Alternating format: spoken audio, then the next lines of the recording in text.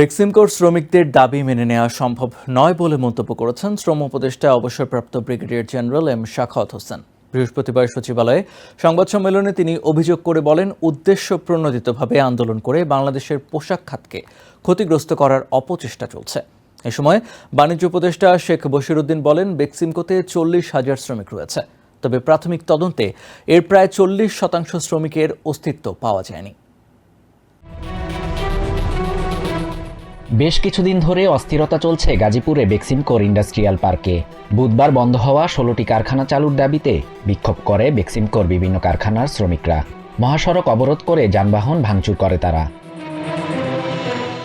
এমন পরিস্থিতিতে বৃহস্পতিবার সচিবালয়ে বৈঠক করে উপদেষ্টা পরিষদ। পরে সংবাদ সম্মেলনে শ্রম উপদেষ্টা বলেন, বেক্সিমকো শ্রমিকদের দাবি কোনো সরকারের পক্ষে পূরণ করা সম্ভব নয়। গার্মেন্টস খাত নিয়ে ষড়যন্ত্র চলছে বলেও মন্তব্য করেন তিনি।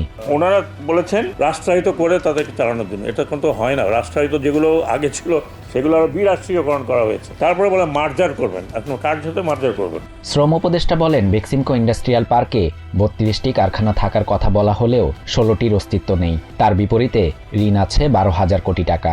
এই সময় বাণিজ্য উপদেষ্টা শেখ বশিরউদ্দিন বলেন, বেক্সিমকোতে 40,000 শ্রমিক রয়েছে, তবে প্রাথমিক তদন্তে এর প্রায় 40% শ্রমিকের অস্তিত্ব পাওয়া যায়নি। কারখানা চালু রাখার চেষ্টা করেও প্রয়োজনীয় সহযোগিতা পাওয়া যায়নি বলেও জানান বাণিজ্য উপদেষ্টা।